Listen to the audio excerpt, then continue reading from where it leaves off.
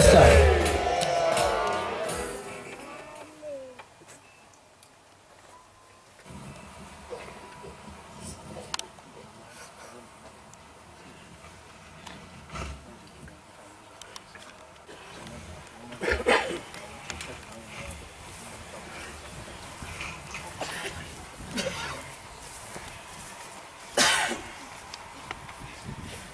Yanibingelela abantu abenkosi enkulu yakithi ePhakeni.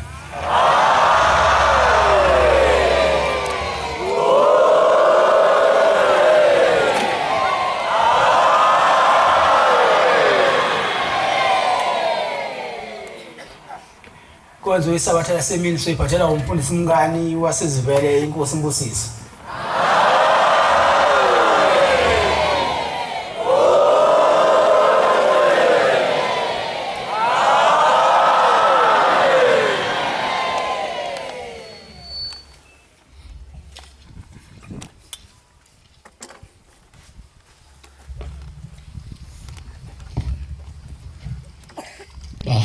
Zwe sabatha mini sabatha mayibenhle kwabangcwele yesandulelo sesihlabelelo somthandazo wesabatha isihlabelelo senkumbuzo ezizukulwane senkumbuzo ukuzila inkumbuzo kaNkulunkulu ngenu Jehova Nazareta yesize zinu nyanguba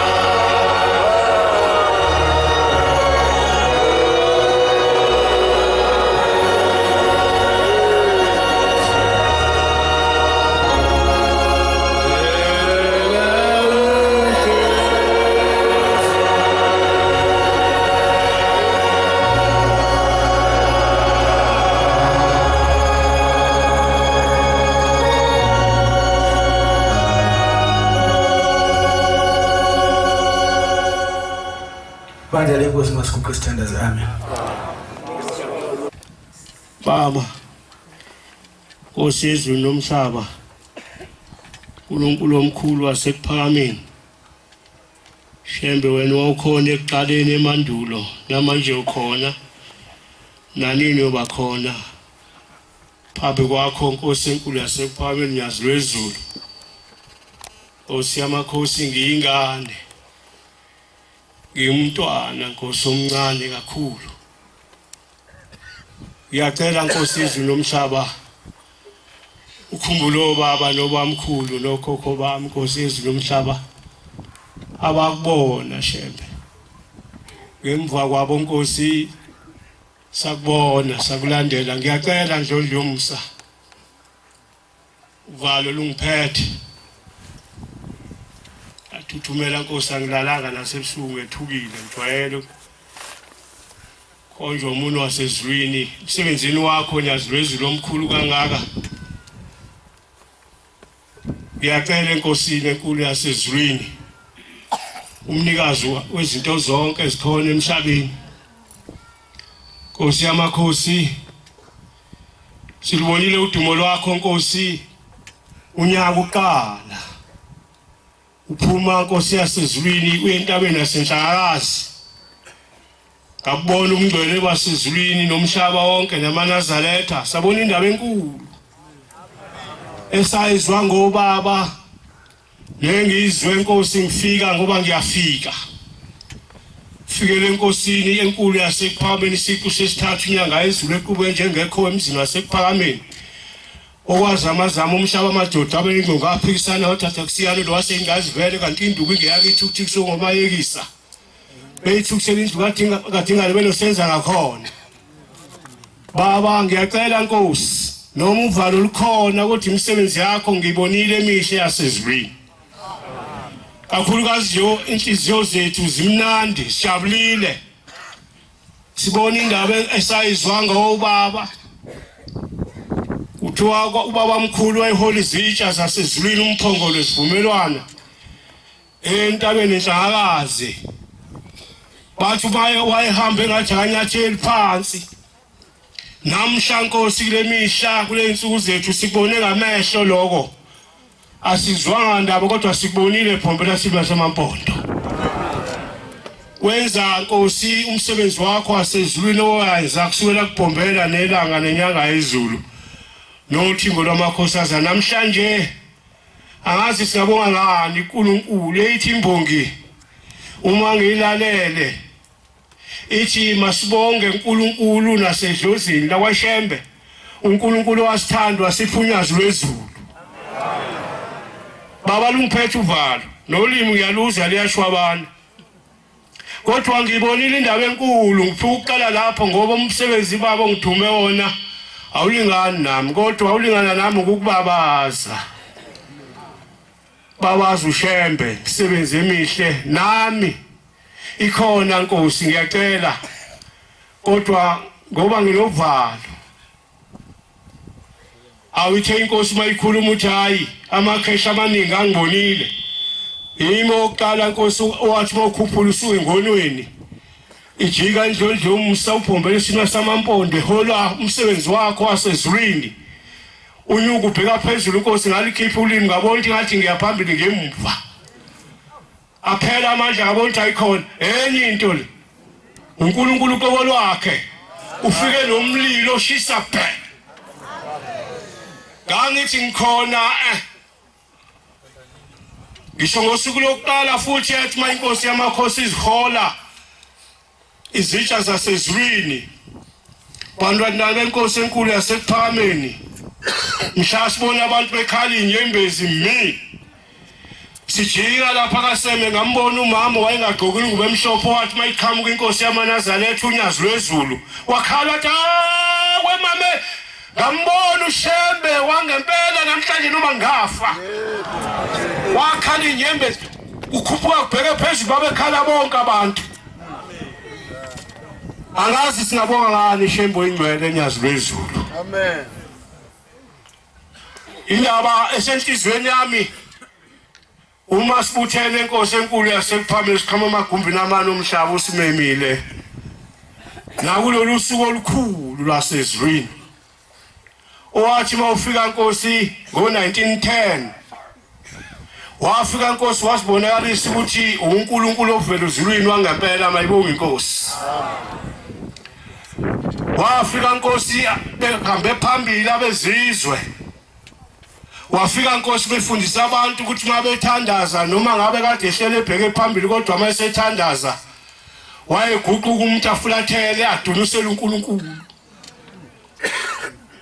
wayethanda inkosi indlu emnyama sizwe sikaphunga noMageba Afrika yonke wafika inkosi enkulu yasePhambili abantu bencela idamu intengenambobo inkosi akhona indawo ongathela khona ubisi into ekudlaliswa ingane uma kusabiliswa amanzi ukuba iphuze ubisi lwayo wafika inkosi yamakhosi obaba nobamkhulu bencela idamu bekhohlisiwe bethi usuku lwakhisimuso lokuzalwa kwenkosi uJesu Kristu waseNazaretha wafika nendaba yakho inkosi ngoba uwe lo obizwa ngoJesu Kristu kwaIsrael uqobo lwakho Shembe ingcwele akekho omunye kodwa wafika inkosi wenza indaba enkulu wathi cha usuku lukaKhisimusi umhla ka10 kuzalwa uNazaretha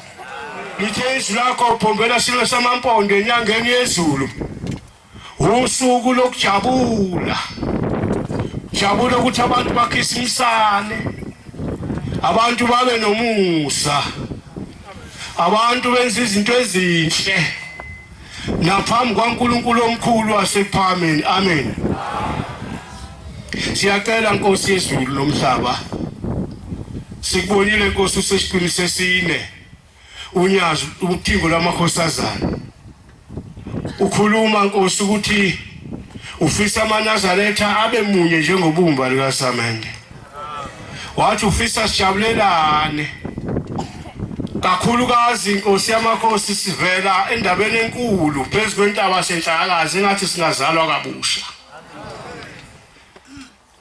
baba ngiyacela inkosi yamakhosi nginovalo cela isihlabelelo amaNazaretha amahle nami ngiliphunge uvalo ngiyalizwa usho njalo umvangeli ekseni bathi khashela amahashi ngiyacela inkosi yasePhambili amaNazaretha amahle sihlabelelo sekhulu 64 sihlabelelo esifike enhlizweni yamaNazaretha ngicabanga ukuthi sifikiswa uShembe ukuba ngincenge ikhulu 64 164 enkonzo yakhona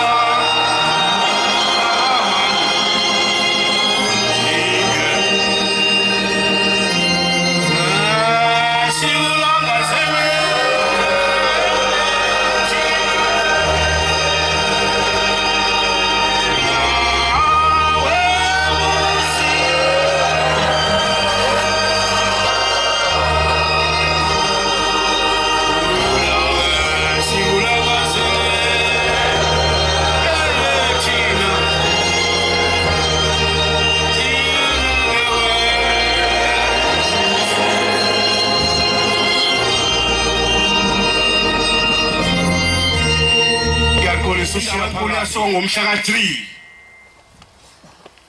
bantwana benkosi enkulu yasePhakameni indaba enkulu yaswa ngomhla ka-3 ngomhla ka-3 ongazange angene ngeke sangena kofanele ukuthi umuntu athathe umnikelo ayothi inkosi ngomhla ka-3 ngangabaza cela intethelelo malonga igama lenkosi Manazaletha amashe ngilike umsebenzi kaNkulunkulu omkhulu wasezwini futhi la ekhaya utshela ukuthi uzothini kodwa ingqondo yami ithi angibabaza ukukhulu basezwini ngibabaza unyazi lwezulu amen sayibona inkosi yamakhosi iphithizela igijima uzulu wonke abalenhlanhla beyibiza usuku lube lunye kodwa liphenduke lube u6 months ingene iphuma inkosi enkulu yasePhakameni unyazi lwezulu sayibona nangakithi ezweni lamaMpondo ingene iphuma usuku olodwa yafika nasesivele mayibona inkosi yaManazaretha ufika umama wakaShange lapho langakhe khona nangu umama wakaShange umbaba uShange unomuzi ngale komgwaqo kwa left esandleni sobunxele uza unyazi lwezulu kulezi insuku kuyaphithizela kuyalungiswa ngiyafika uthi umama wakithi khona umama wakaShange ofike la ngiyamazi uthi ngizwile ukuba kuza uNkulunkulu wasePhakameni unyazi lwezulu la esivele emashisini nginenkinga sinobaba wekhaya umfana wami waboshwa oneminyaka emibili alithethwe icala lakhe alikhulunywa nje uthule uthethu iminyaka emibili uzodlukha isimo wesibili ejele ngibabaza unyazi uManazaretha ngibabaza ukukhulu kwaNkulunkulu seshelwe indaba enkulu emhlabeni uthi cha ngempela iyeza inkosi enkulu yasePhakameni unyazi lwezulu ufike uyangibikela ngithe mase ngisesiveli ngenile inkosi yasePhakameni waqhamuka lo mama babehamba bebathathu uyokhumbula ubaba umdluli abalungisa umsebenzi kaNkulunkulu ngithi cha ngixolele umuntu kaNkulunkulu ngihamba nomakhelwane bathathu umama wakaShange umama owayehamba nonkosikazi kaMashonisa bayazi abangakithi amen owayenengane engakhulumi uma ngaphazami ngithi uthi lo mama sengifikile ngithi woze unyazini wafika waguqa enkosini enkulu yasePhakameni wathi baba umfana wami uyalezile ejele wathi ma kwezwa angazi bezwe kanjani abantu basejele bayamazi uShembe hamba uye kaBaba Mkani ulungiselela ukuthi uhambe ezivele kuzofika inkosi enkulu yasePhakameni uyombika ngoba unyaka uzophela wesibili alithethwe icala lami angizwa nokuba ngenzani wayibika uManazaretha lolusizi ngizozwa nini ke mina seyihambile inkosi yaManazaretha yafika lo mama sonto nje lodwa liphelile uthi hayi ngizobonga la ikhaya ubani ngibelethe ningikhombisa inkosi enkulu yasePhakameni umfana leli sonto elilodwa uphumile ejele mayibona inkosi yaManazaretha cala lakho belinzima kakhulu ngoba washaya umuntu kodwa ngokufika kwalo mama uthi hey kanti nilandelani ufikile lo mfana uzombona ngamehlo uphumile ejele ngesonto elilodwa lathethwa icala kathiwa kanalo ngegama lenkosi enkulu yasePhakameni unyazi lwezulu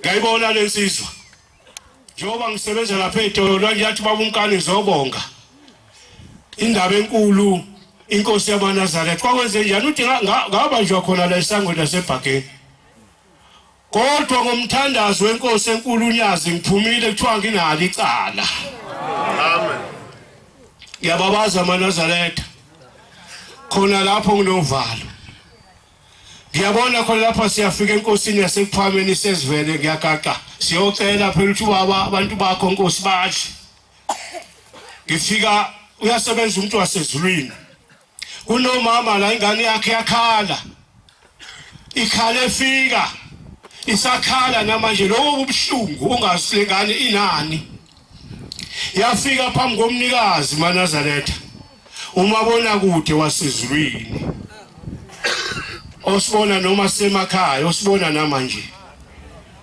cha lokho ngikhuluma ngayo ngifika nje ngiyayibona inkosi isiguqile uyabuza uthi mama lengane ikhalelani aphendula umama ngoba ikhala usiza ingane uyazi ingane mayikhala ingathuliseki ikhalelani lengane mama angazi ikhalelani ingane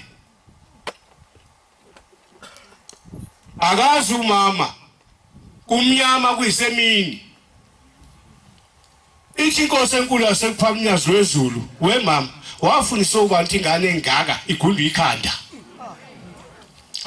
ezweni inkulumo wafundisa ubani ukuthi ugunda ingane engaka usane ekhanda Mnyazi wezulu lo maNazaretha amen impendulo ayibi khona mabuzo uShembe kodwa kuphela ngasikhathi esingalani yathula ingane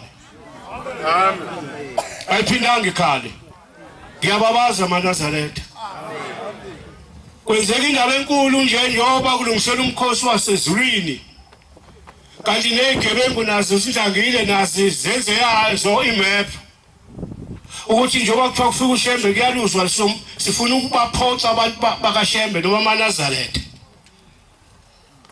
yase iphuncuka inkomo ibaleka esibayeni kanti uShembe wenza umsebenzi wakhe ufuna ukuzibonakalisa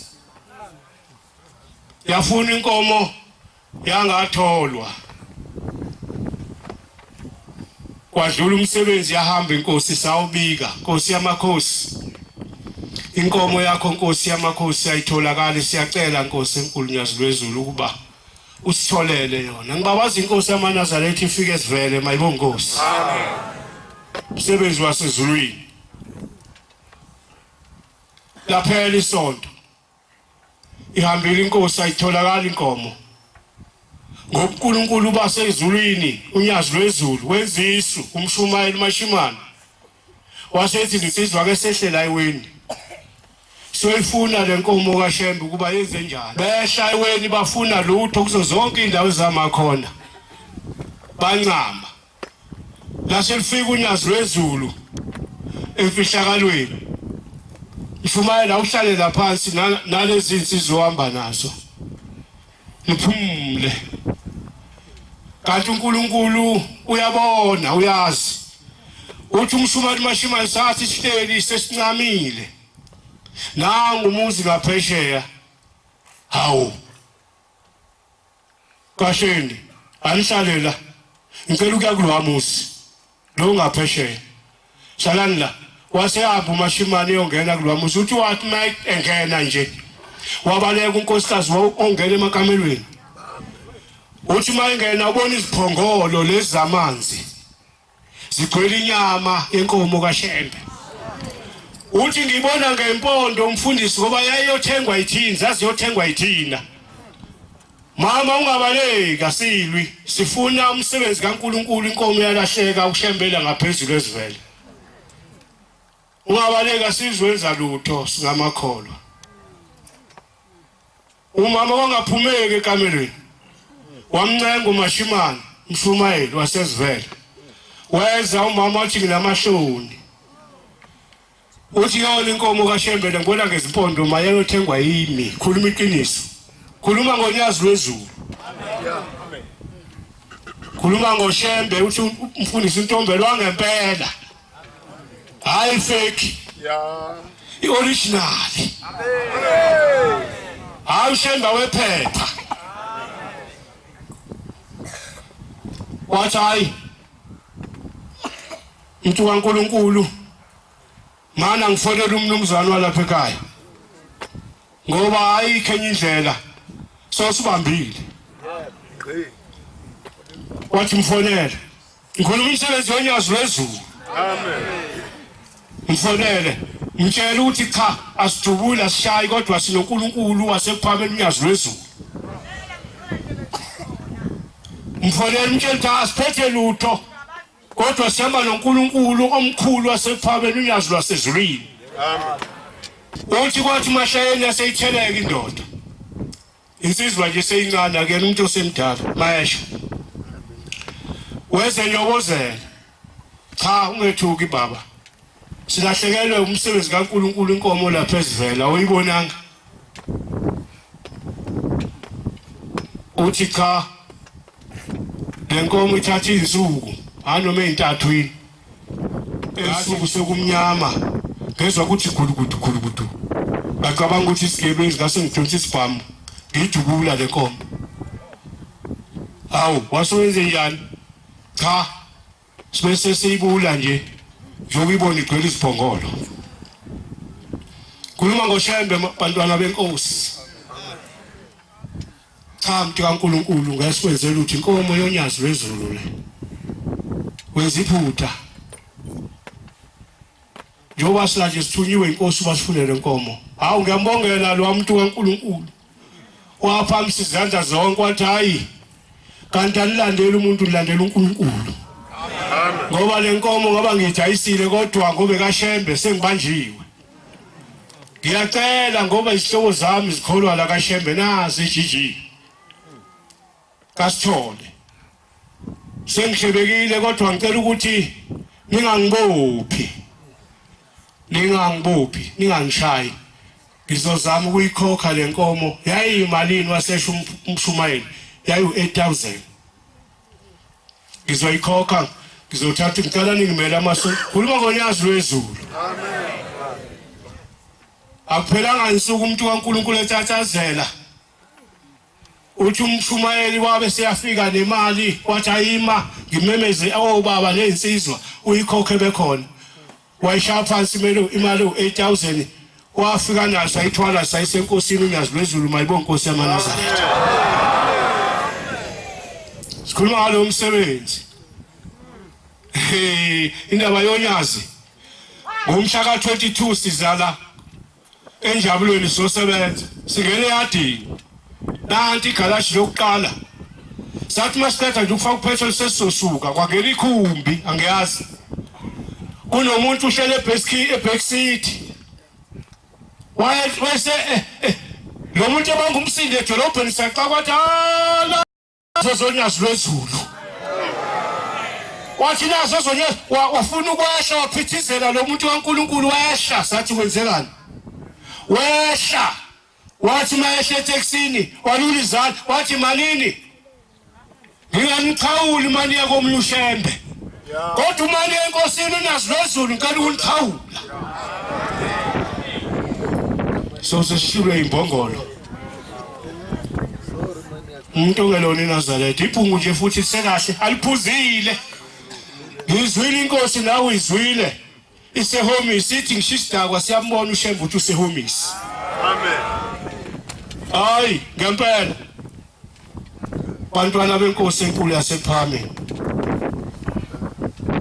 ithi lensizwa hey ngiyanibona nabonyazi lwezulu yebo mina nilandela uNkulunkulu wangempela uqobo lwakhe amen yavula isikhwama ethi niyabona njengoba niyonyazi lwezulu ngicela nifike ninginikelele ngizoyithola inhlanhla ngikhona la egaraji ngoba nikhonza uShembe wangempela ngiyababaza amaNazaretha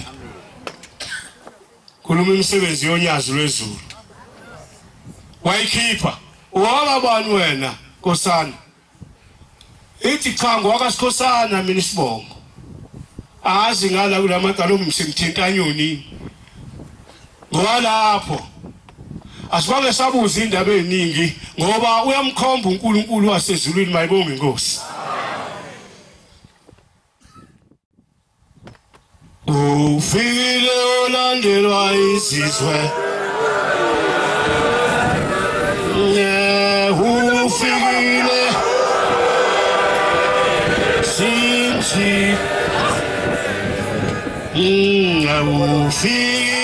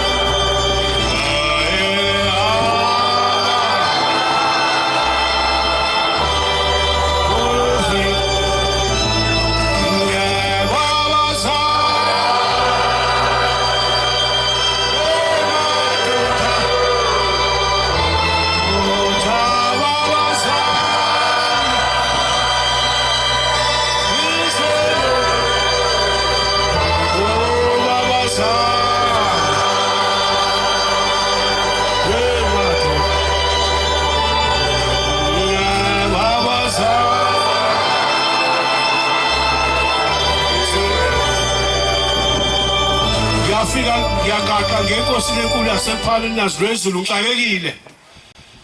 Ningilemfana wokugcina endlini enkulu. Uyahlupha wezinto ezingazange zenziwe la ekhaya. Uyabhema uyaphuza. Uhamba nabangani akafuni nje bakuthandaza uvela phuma hambe. Ngikhuluma ngoShembe. Amen. Angikhulumi ngengane yami. Kodwa ngikhuluma ngomsebenzi kaShembe uNyaziLwezulu. Baba ngixakekile ekhaya ingane yami Nkosi iyaphuza.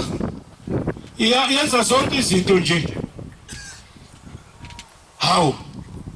Lapha le uNyaziLwezulu la nyakaze lakhuluma nabantu kodwa athi Inkosi ibusise uzoyeka lonto.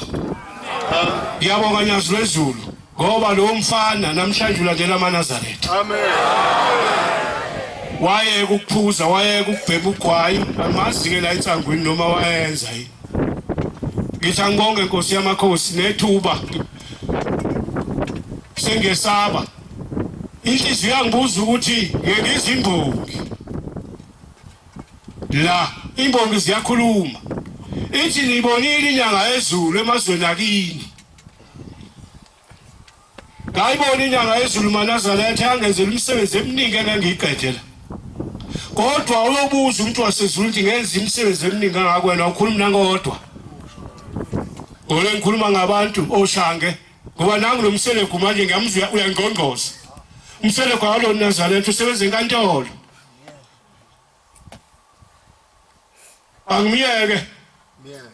Kodwa ukhuluma indaba enkulu uthi hey wemkani nilandela indaba enkulu ningacabanga ukuthi yena unodwa. Uthi benginenkinga enzima kabi la emsebenzini. Kwavele ngasukela nje umuntu othi wangipenda wathi mina ngukuthi lokuthi icala elikhulu impela bengengiphunyuke kulo. Kodwa angizange ebuhleni kodwa bengivele ngiguqa endlini ekamelweni ngimemeza uNyaziLwezulu manje ngingakholwa. Lelo cala ngiluwinile ngegama leNkosi uNyaziLwezulu. Amen. Ngingacabanga ukuthi uShembe wenu nodwa. Ngiyadlula abantwana beNkosi ngoba ngangenzelwa inyanga yezulu umsebenzi omkhulu komthetho wami bengumuntu wamakhumbi. Kwahamba ngamlala amazwe ngishona kwaZulu ngishona eMampondweni. Ngihambisa izwi leNkosi yasePhameni.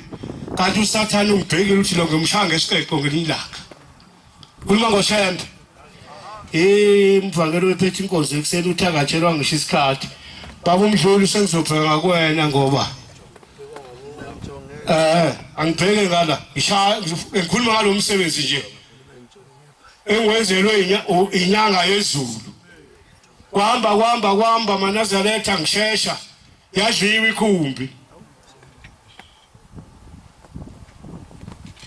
Yadliwa ikhumbi kwathiwa ngikhokhanga. Uma ithathiwe ikhumbi ngamkhohlwa uShembe ngagijima kummeli wendiya. Khona insuku uzothi ukhohlwa uShembe ngazi noma uyamkhohlwa njengami. Lalamba necala indiya senizovuka nathi enkantolo nabanye abakhona lapha phakathi kwethu. Kwathi ngosuku olubi alalunzima kakhulu kumina. Ngathi mangifika enkantolo ziyazi insizwe sihambe nazo. Lathi ndiyabona ke namhlanje ngoba olukhulu nenhliziyo elikhulu wena. Awulaleli. Lelicala ngeke siluwine.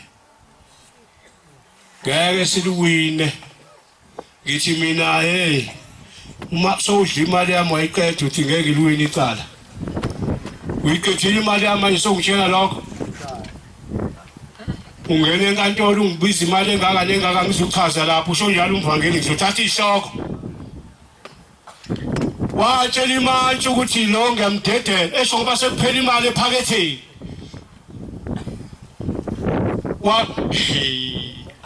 Uyabona mawuphethe ifayela uthatha amathumbu la wahamba noqwembe wathi nanga amaphepha usiyozikhulumela enkantolo. Ngihambile. Khuluma ngoShembe maNazaretha. Kwaphela ingqondo. wathi meqeda ukuvala isikapha imantshi yaseyikhumula izibuko yangibheka athi ubonile ummeli wakho bomkashile ukushiya enkantolo uzosikhulumela noma usazi isilungu uzosikhuluma liyaphela namhlanje icala khuluma ngoShembe inyanga yezulu unyazi lwasezulwini inkosi enkulu yasephameni usika kuphombela ilanga inyanga zulu uthingo lwamakhosazana amen munye uShembe amen kwaphela kwaHlemini maNazaretha ithi manje ke songwaqala ukhulume ngoba liyaphela icala namhlanje ngathula kwangakhulumeki ngathula ngathi ngiyacela unginike ishansi yokugcina sengikhumbula uShembe ke manje ngiyacela Nkosi yenkantolo ngeke ngikhulume isingisi ngeke ngikhulume isiZulu ngoba khona amagama ekuthiwa enkantolo awufanele ukukhulume ungenameli ngicela nje unginqumele ogodweni ngicela unginike lokusuku lokugcina uma uvuma yangibheka imantshi yase ikhuluma nomshushisi yathi niyamzwa lo muntu uthi asimnike ishansi yokugcina simnike ngosuku oluthize liyashesha icala ufike sofika nommeli ngabe sengikhumbula inkosi yasekuphama inyanga yezulu kwaphela ukwazi nokuhlakanipha inkosi yayisevula amasango ngayifica inkosi isetafuleni ngama nesizwe kacele kasekho lutha emaphaketheni asephendukile ithi inkosi ngiyalisaba ibuza leli gama lomuntu kaNkuluNkulu ngoba kasekho la angazi lo mama ngilibiza ngoba sengiyahlebeka yini kodwa kwakhona uncwane etafuleni uma ngithi ngibeka umnikelo ithi hey awubheke lo buka lo uyambona lo iphelile imali waphenduka amaphakethe usekhumbula uShembe egcineni kushinyanga yezulu phakathi kwabantu yaliphinda yathi awubheke lo ikhumbi yakhe idliwa gijima mandiyeni wasikhohlwa thina boShembe imali ayisekho so uthasenzeni ke thina boShembe songasenamali awumanaze letha sinendaba enkulu amen kaqala izintaba zasithelana zathi mawedo sizini lwakho wayale umuntu wasezulwini leyazi inyanga yezulu kukhepha kumjiva iyale igijima nolayini iyabuya athi ngithebheka uyambona yathi kodwa unenhlanhla lo mfana icala lakhe liphethe ngaleso sikhathi wakuphombela ilanga inyanga yezulu imfihlo yasezulwini yayingakaziwa umuntu wathi lo unenhlanhla icala lakhe liphethe uShembe bathatha izobuya ikhumbi yakhe amen ngiyanqamula nje ngidla ithuba ngithi angikhokhe inkomo kaShembe ngoba namhlanje ngibanjiwe bengihobile awu maNazaretha ngiyaqina ngale ndaba Nkosi enkulu yasekuphameni Shembe ngisaba isikhathi ngoba umsebenzi wakho awungangami mkhulu kodwa izwi likaShembe aliweli phansi hayi ishaya enyameni uma ngiqedela nje kafishane inkulu le ndaba inyanga yezulu angibheke emva ngeke basathi ngiqhubeke hey zase zifika izincwadi zokuthi angihambe ngoyilanda ikhumbi seyinayo iminyaka emibili yama uShembe isimangaliso ukhona wangifunela ummeli olapha kade ngikhohlwa isibongo somuntu omnyama owanginika yena uShembe wathi ya ngagibela ibhano oyinkala nje bazothi abantu ngisibabaza mina Nkosi yami khuluma ngoShembe amen ngathi mangi ngiyalelwa ummeli ngifike eGoli ngehla ngifuna ukukhuluma indaba kaShembe njengayibona lapha enzima kakhulu ikhumbi yakhishwa abekwa lapha angisayinanga lutho angazi lutho phela nayi ikhumbi yakhe yaphushwa ikhishwa lapha amasondo kade aphantsha kanti ngifike egebengwini bathi uzosibonela ukuthi amasonto akho lutho ephaketheni. Imali enginikile ilingena upetrol. Ngathi ngisampamba ngingazi ukuthi ngizokwenza njani. Kwaqhamuka ibreakdown uManazaretha engayazi iyaqhamuka sokucabanga iyaqhamuka soShembe. Yafika ngithi mina sekuvaliwe nala. Angazi ngizolala lapha angazi igoli angazi lutho. Lo ngiphethe ibriefcase enegama. Hayi ngoya ngalelo langa ngoba abantu abaningi abazi ukuthi isibusiso senyanga ezulu uShembe is the way. Engasipho uShembe ephuma eJudiya ngonyaka eyoqeda udlame ezivele. Angilapha. Athi lo muntu ngibona ibriefcase ethi Shembe is the way. Kwangathi wena sithi kwenze njani thi hayi bengizolenzani ukuthi hey igebengu labeni bazobe bayihuke. Ngoba uNazaretha ngiyabuya. Wafika lo muntu ephethe uphampa waphampa amasonto ngiyashesha. Waphampa amasonto ngathi suka la usufile baphela kanje abantu la. Wawungibeke epolice station ngalala khona mayibonge inkosi. Amen. Inyanga yezulu le. Ngabuya nayo ikhumbi yafika njengoba baba Nkosi yamakhosi uNkulunkulu obaba noba mkhulu ingane Nkosi yamakhosi ngiyacela Nkosi makhona lapho ngone khona nginovalo nginamanje likapheli ngesaba bengizama Nkosi ukukubabaza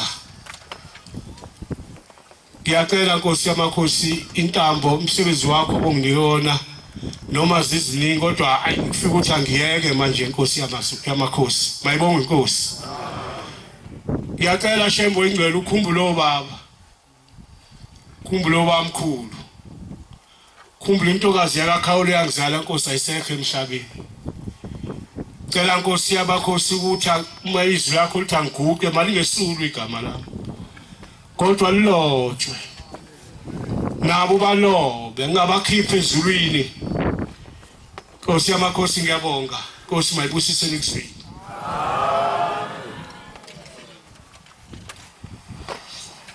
Siyabonga amazwi amnandi sophiwe umfundisi wenkosi Nkosi imbusise.